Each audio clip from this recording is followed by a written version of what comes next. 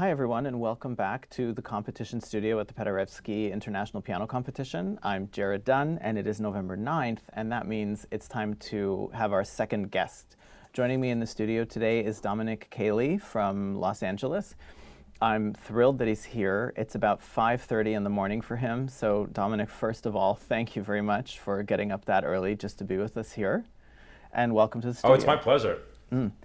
I'd like to start today by replaying a performance from this morning's recital session from the Chinese pianist Shio Ohui.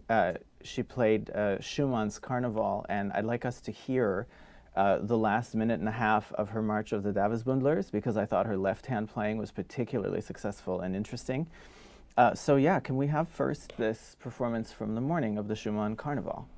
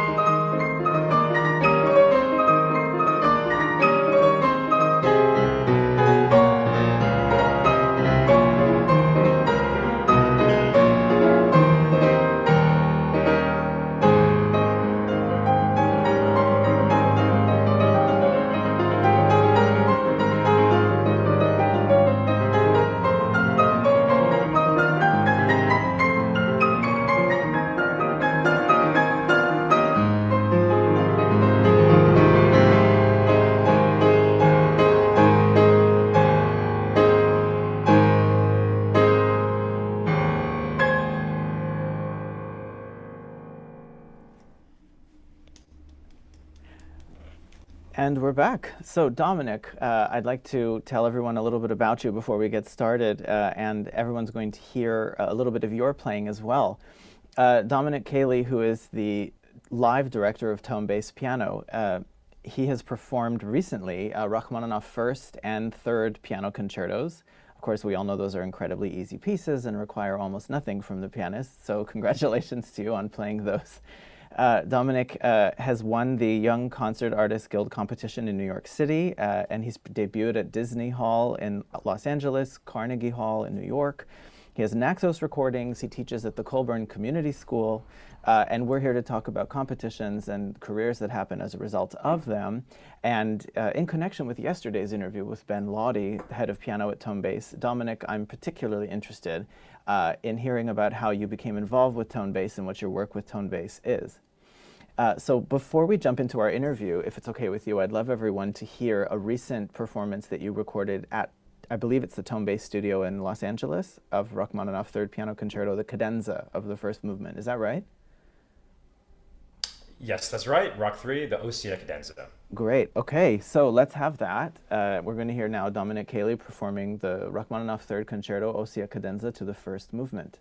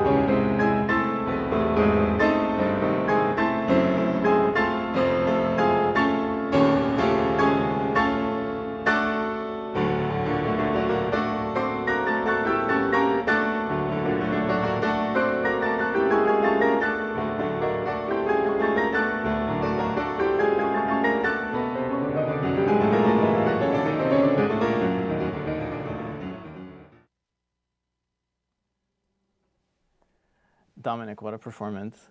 When you watch that, how do you feel about your playing? Thank you. Oh, sometimes when I watch videos of myself, I say, "Wow, I did that."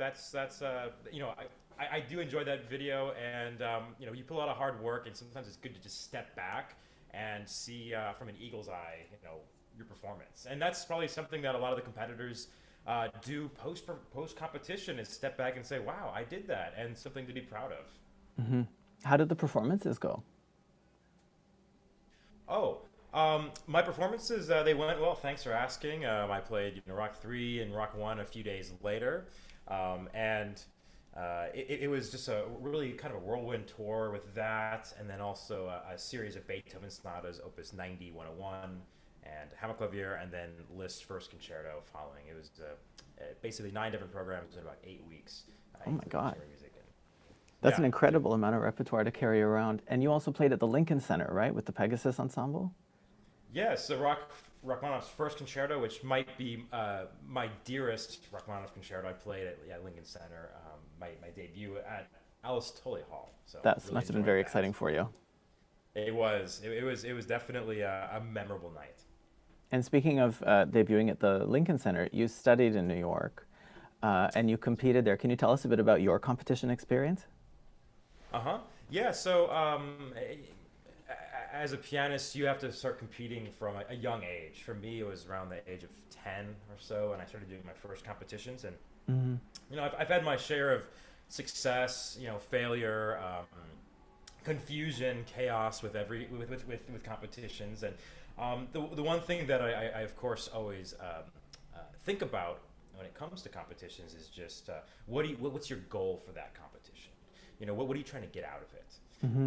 Are you trying to just win? Are you trying to benefit from the exposure? A lot of times that was the focus that I had was for the competitions. Like, I want to get in front of more people, and sometimes play for a wider audience, and some competitions they can really give you that visibility. So that it's not only about winning, it's about trying to connect with more people and build more relationships. That was always my focus, which is what performing concerts is also all about. And did you notice a big difference between, you won the concert artist auditions in New York, the concert artist competition, right? That's right. In 2017, the Concert Artists Guild competition, I was a first prize winner. So that you basically get management from Concert Artists Guild for 3 to 5 years or so, where they help you transition into the musical profession, the industry. And Concert Artists Guild definitely taught me quite a bit, I would say. Many different things about the field and about how to manage yourself as well as dealing with the industry professionals. So you would say that having management right after that competition really helped you? It definitely did. I got to know how to create a website, how to brand myself, how to market myself. I got to learn how to deal with, work with presenters, how to create educational outreach programs, how to create projects that are palatable for the audience. So these types of things that are a bit beyond just playing the piano, those are the types of things that I ended up spending even more time on. Playing the piano can only get you so far, because the true goal of any management is to get to know who you are and capture that and bring that to the audience. Right. And it's this kind of relationship that you build and share. When you mentioned outreach projects in education, maybe we can start talking a bit about Tonebase. So how did you become involved with Tonebase, and what were the vision or goal that you were coming on board with? Yeah, so I started working for Tonebase Piano in 2021, basically about March of 2021. The pandemic was in full swing, and in 2020, I really got involved in live streaming for myself, because I like to stay connected. So I was just doing little events for my apartment here in Los Angeles, and I guess Tonebase, they noticed that I was doing a lot of from the piano lectures and lessons just for fun, and they invited me to do a live stream for them, and we found that we had a really similar vision for what we believed in, which is that classical music should not be elitist. It should be very welcoming. It should be information should be shared, not coveted. That our goal really is to help people succeed at their goals, and through teaching, and that's really been our mission as a company, is to work with our members, and they want to play certain repertoire, and we try to help them get there through our virtual learning platform. Had you ever taught before Tonebase? Oh yeah, certainly. Private teaching has always been something part of my life. Now I teach at the Colburn School, and of course privately teach, and then of course teach on Tonebase. So that teaching is something that has made a big difference in my life. I've had great teachers, and it's just my goal to share what I've learned, pass it down. That's kind of the classical music tradition, is to give back to the next generation. So you went to Colburn, and now you teach at the Colburn Community School. Can you tell us what's the difference between the Colburn that you attended and the Colburn where you teach? Yeah, so where I teach is predominantly pre-college level. So I went as a postgraduate student and studied with Fabio Bedini. Now, the level that I work with are high school students, maybe even younger, talented, younger students that maybe they don't yet for sure know that they want to be a professional musician, but they're pretty serious about following this path to where it takes them. So I find that to be an exciting time, because at least in high school, students are very malleable. They're very impressionable. Right. So you want to make sure that they're building the right habits. They have so many things going on, but as a teacher, you want to just basically uplift them, inspire them, and try to, what I always like to say is try to build a very healthy, sustainable relationship between them and their instrument, so that all their life they're going to look at the piano as a friend and not as an enemy, like sometimes happen. And at competitions, the piano can certainly feel like an enemy, and the situation can feel very highly pressured. How did you cope with the pressures of competitions? Mm-hmm. Yeah. So, of course, as a pianist, we have to always play on whatever we're given, right? And I always equate being a pianist like being a serial blind dater. You sit down at every piano, try to get to know the piano. Hopefully you come to some agreements, and hopefully you guys get along. But it's possible that you have to, again, negotiate. And in competition, it's tricky because there's one piano, or maybe you pick from 2 or 3 if you're really lucky. But you have 10 minutes to get to know it, and then you have to basically play at the highest level immediately. And how do I, cope with that? Again, you focus on what's important to you. And for me, in focusing on sharing is more important than focusing on playing correctly or playing, the way that your teacher asks you to do. So for me, it's like, I'm so excited to share this music that I love with the audience, because thankfully competitions have audiences now. Mm-hmm. And if you focus on that, a lot of times you'll be more successful, because judges, I've been a judge on, at this point, many competitions, and you can tell when a student or a competitor is actually interested in showing you the beauty of something versus just kind of trying to not mess up. There's a very stark difference. And from what I heard from the carnival just now, it sounded like again, there is this sense of adventure and of searching of beauty that was there. So I definitely chose that clip from the Carnival because I heard really, really good use of the left hand, and I was sitting in the hall when I heard it, and there's such a huge difference between hearing stuff on videos compared to hearing it live in the hall, right? Absolutely. We all know that video, it gives you maybe 50% of the impression that live gives you. Live, the vibrations in the air, vibrations in the sound. It's like going to looking at a painting. Seeing Monet on Google versus actually being able to nearly touch the paint stroke is a completely different experience. So, yeah, live is always going to be different. However, I must say that even with video, you might agree, Jared, and most judges would, you can still have a strong sense of who the pianist is, even through the video. So tell us, you've played Carnival and you're going to be playing it again. What's the ending all about? What's the importance of having a really good final minute and a half of that piece? Yeah, well, endings matter the most of any piece. You know, you want to make sure the audience feels like they were taken care of. You know, as a pianist, you're a host, a metaphorical host. You know, you want to make sure the audience is comfortable, they're having a good time, that there's no awkwardness. You're telling jokes, you're entertaining them, you're being dramatic, and we all love it when you have a nice evening, the host treats you, dines you, and then you're on your way and you leave with a smile on your face. And that's what, you know, any ending of a piece really is about. And of course with the Carnival, it's sort of this chaotic whirlwind.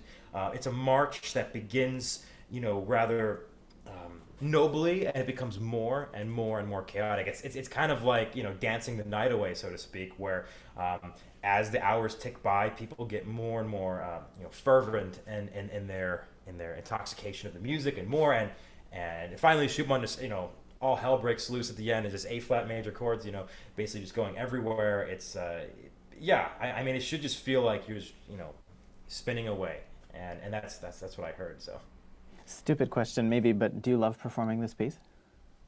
I do, because for me, I equate it to going to a party. You're meeting all these different characters. You know, of course, Chopin, he arrives fashionably late. He arrives, you know, 3/4 of the way through the piece. He's not going to arrive on time. You know, that's not his MO. But you've got, you know, the Italian, the comedy of arts, the Arlequin, and all these other, you know, different characters. And it's basically, for me, a 30-minute ballroom scene where everyone's, you know, got masks on. You're getting to know people. Snippets of conversation. You hear something, you know, you overhear something. You speak to someone. You dance yourself. You see, you know, with Chiarina, you see an impassioned couple having some dialogue. And yeah, for me, it's just a very, very engaging work that, yeah, throws you into the psychology of Schumann and this party that he's imagining being at. So I can't say enough about how much it's a marvelous piece. Yeah. And I have to say, it was so interesting this morning when we finished that, when that recital was finished, the next competitor came on stage, Georgi Vasilev from Bulgaria, and he performed a Rameau suite right from the beginning, and it was so tender and a totally different world. And in competitions, you get to hear these performances that end with a grand work usually, and some recitals are starting with something very gentle and soft, or maybe some slow, quiet Scarlatti sonatas, and in this case it was Rameau. And I'd love to hear now the first couple of minutes of this performance of the Rameau, so we can talk about that maybe. Sounds great. So this is Georgi Vasilev playing Rameau Suite in E minor.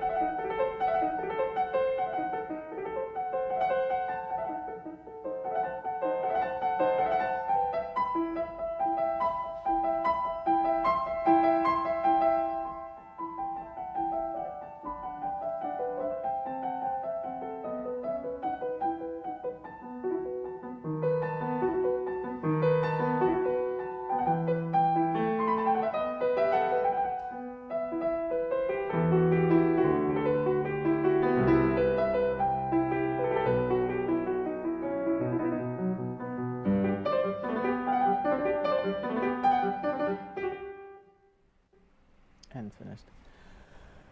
So it's interesting when we compare the Carnival to, for example, this movement of the Rameau suite, because it's titled The Call of the Birds, and the hands have to be so much closer to the keyboard in order to play this, and the range of the leaps in the piece is so much different than, of course, the end of Carnival. Dominic, what did you think of that? Can you imagine being in a recital hearing Carnival followed by subtle Rameau? That's I mean, that would be something that I would absolutely love experiencing. I find that that comparison of styles is something that I'm becoming more and more interested in. The older I get, is juxtaposing different composers from disparate time periods. Right. Because we always see composers like Schumann, Brahms, Debussy. They look back. Composers love looking back in time, and in some ways, I really do hear similarities, that capriciousness of Schumann in the Rameau. And that Rameau it's so sparkling, and it's a great, it's a great competition choice to choose something like that. Couperin, Rameau, Bach is at times, perhaps, to be honest, a difficult composer to bring to competition, but I'm seeing more and more success with Couperin, Rameau, and some of these other lesser played Baroque composers. So yeah, beautifully played. And you mentioned earlier about picking pianos. We have 4 different pianos that the competitors can choose from here. So there's a Kawai, a Yamaha, a Steinway, and a Fazioli. And this was on the Fazioli, of course. And from the hall, it sounded so shimmering, and these bird calls were so convincingly done because of the tone of the instrument. It flattered really what the content of the score is. And you also mentioned a very important point before, which is that at the moment of trying the piano, you have to pick something for the whole competition that's really going to work for you. And you have to make this connection with it and make sure all the different styles you're going to play are going to come through this instrument that you've only just met. It's really a lot to choose right at the beginning, and it's a consequential decision. Yes, it is. Yes, it is. When you started to, I wonder now if we could talk about this, when you started to work at Tonebase, and you have all this experience with competing and being managed and performing, how do you translate all that knowledge into working with Tonebase piano community users, for example, the people that you teach all the time who maybe don't have that same level of experience? Sure. Yeah. So, I mean, I'm a pretty open book. So that's first of all, when people ask me a question, yeah, we can see that. I give them whatever answer I know, or an answer that I've been told by someone else. For example. Again, that's my main goal is being like the pianists that I've admired so much in my life. People like Stephen Huff, Jeremy Dank, pianists that will be, they don't really create a strong mystique about, keeping things hidden. Jeremy Dank, of course, writes wonderful books that are shockingly honest at times, but through honesty, I think we can learn. I think through building up barriers and more, people sense that, and people know when you're kind of manufacturing artificial structures, musical structures in teaching. So students sense that, everyone senses that. So my goal really is to provide whatever knowledge I have, but also as live director to host wonderful external pianists besides myself to come teach. So I mean, Jared, of course, you've been a guest on Tonebase a number of times. You're a favorite.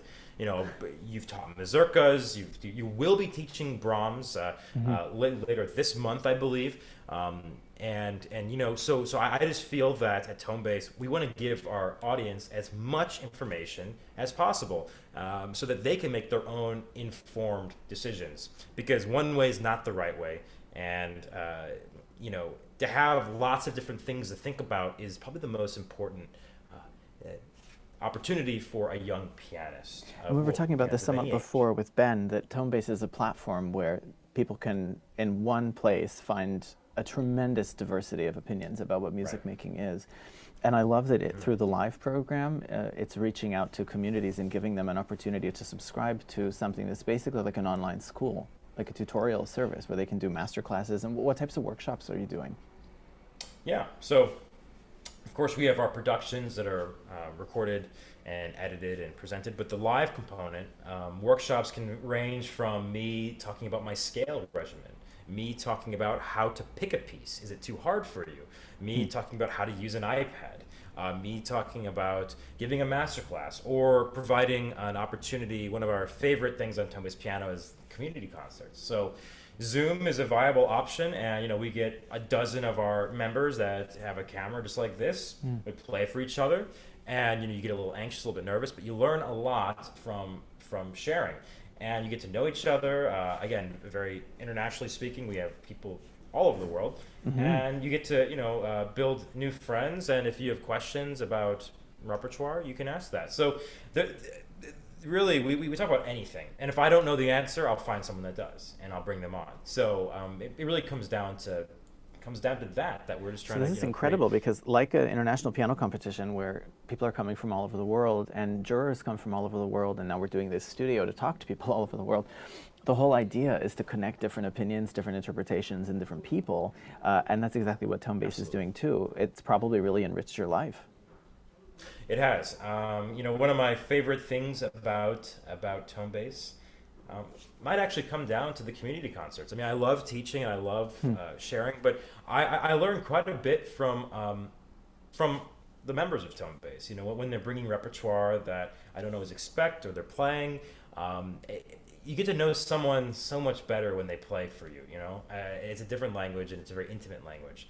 And for me, as I'm traveling New York, Michigan, Florida, wherever, Tonebase members are everywhere. And it's so nice after concerts to have someone come up and say, hey, I've seen you for the past year. I just want to say hi. And that, again, it builds a community. And community building is what I really care about in music. Building a community, whether it's at a concert for that 2-hour event, or even more long-term, whether it's building a community on Tonebase that will last hopefully a lifetime. So, I've definitely noticed these that. are things that I've definitely noticed that connection base is really expanding, because actually here in Poland, I was writing an email once to a really, really wonderful Polish pianist and professor, and in her response, she agreed to do the masterclass I was requesting from her, and she put a PS. I saw you on Tonebase, and this is such a wonderful platform. And it's like flowers popping up at random. Like people just happen to know about Tonebase through the grapevine or through its advertising, or they have a friend who's an artist on Tonebase. It's really made a splash in the international field of music making. It's connected so many people. If people sign up to be part of Tonebase piano community, what can they expect to gain from this? Yeah, so signing up for Tonebase, let alone the community, you get access, of course, to all of our tutorials, our lesson courses. It could be theory courses, it could be technique courses, it could be lessons on Brahms by the late Leon Fleischer, or Chopin by Seymour Bernstein. So a lot of people spend all their time in the production world, which are these masterclass.com almost type of productions where people teach and demonstrate. But then there's a whole other side of the live and community, where you can go on a forum, and every month we have guests that will give intensive courses. 2 weeks, for example, this month, 2 weeks on Mozart. We have Orly Shahan, who is interacting with our users right now with assignments. Orly's a fantastic performer, and it's not every day that you could have access to having a Zoom check-in with this international pianist, have her, talk to you about your Mozart assignments of your first movement of a sonata. And then, of course, we have like a TV channel. A few times a week, we'll have live streams, like the one that a lot of Tonebase users are watching right now of us. And with that live component, they can ask questions about whatever they want. On the forums, of course, they can ask questions, and people can respond to each other. So we've sometimes had the comment that there's almost too much stuff going on at Tonebase. Yeah, it sounds like it. We do take pride in that. So I mean, when you sign up, you get a lot more. I like to equate it to Netflix. We have, of course, our movies, so to speak, but it'd be like if you can watch a movie, then you can also, a few months later, talk to the actor that you just watched and ask them questions about the movie that you just watched. So we're like Netflix, but with a live streaming component as well. Yeah, I mean, that's incredibly attractive, and it's one of the most exciting things. I mean, when Ben first called me to talk about it, I was really, really excited to see how it would look, and it's just grown so much. And I'm so glad that they got you involved with it, because working with you on live streams and master classes that we've done together has also added something to my life, and I think it continues to add things to the lives of the people who are part of Tonebase and part of the community. Dominic, I just want to thank you so much for joining us at the studio today. It's been great talking to you. It's been great hearing you and hearing from you about your career and about what you're doing at Tonebase. And thanks to all the Tonebase users who are watching this and will watch this. Dominic, thank you so much. Well, thank you so much, Jared, and cheers on a wonderful competition that you guys are a part of. Thank you. So everyone, that concludes the competition studio for today. Thank you so much for joining me. I'll be here tomorrow to talk with competitors after the end of the first stage of recitals. Same time, same place, and we'll see you then.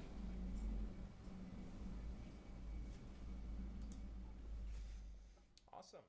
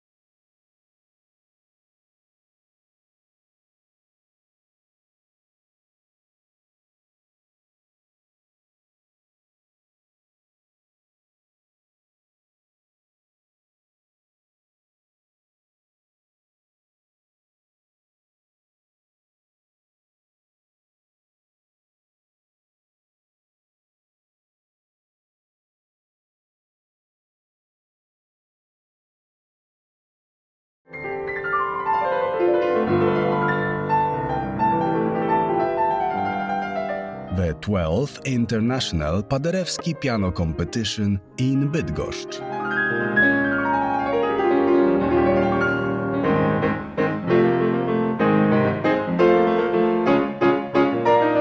Live broadcast at www.paderewskicompetition.pl.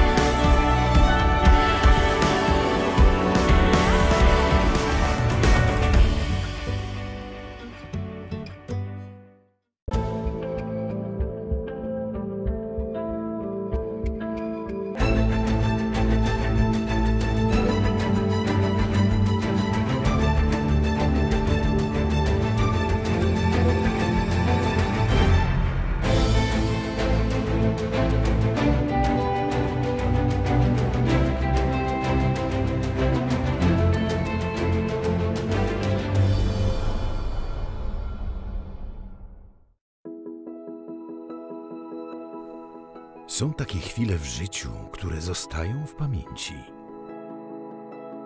Gdy dźwięki otaczają nas z każdej strony, muzyka przytula.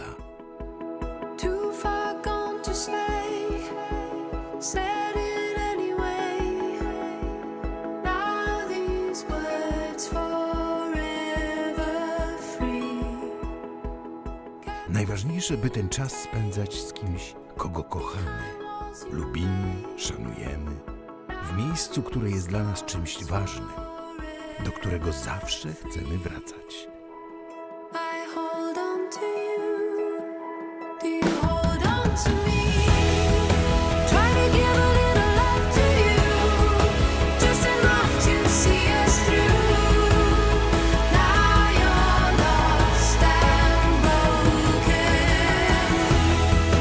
Though the world keeps spinning round, I keep one foot on the ground. Now you're lost and broken. Filharmonia Pomorska. Daj się przytulić muzyce.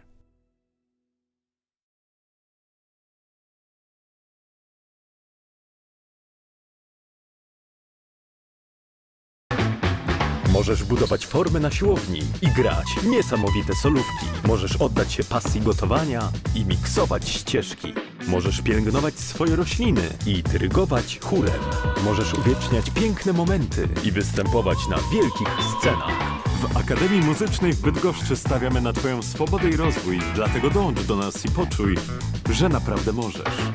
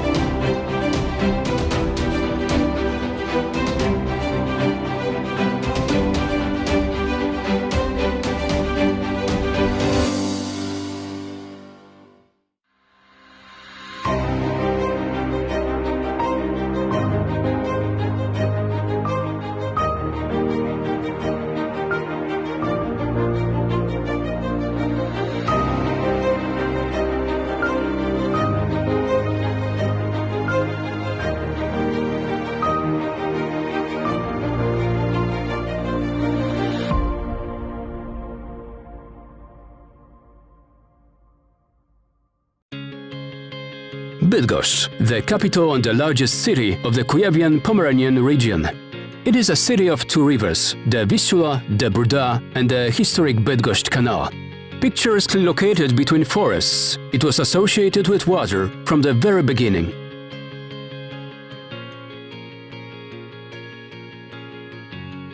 Water is one of the city's elements, and the old granaries standing by the Duda River tell about its past and the identity of its inhabitants.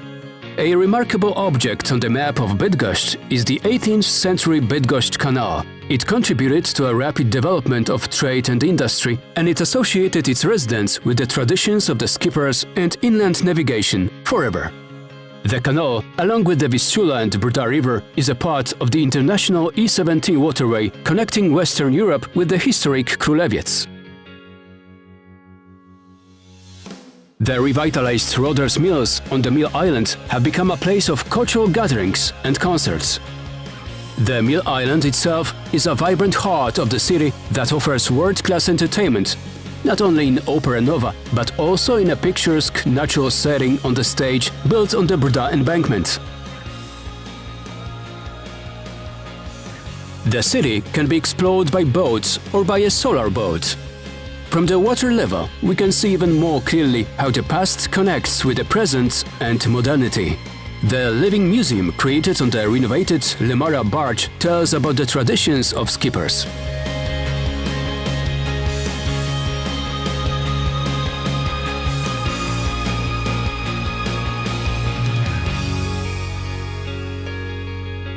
From the marina of Bydgoszcz, we can set out in a canoe on a river journey around the city. The monuments of hydraulic engineering can be visited from the picturesque bicycle paths. And in the evening, you can rest in one of the multiple restaurants located by the Młynówka River.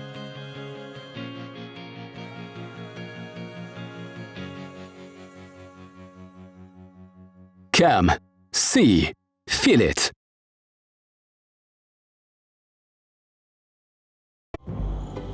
Dzień za dniem, noc za nocą, nasze życie upływa pod bezkresnym niebem.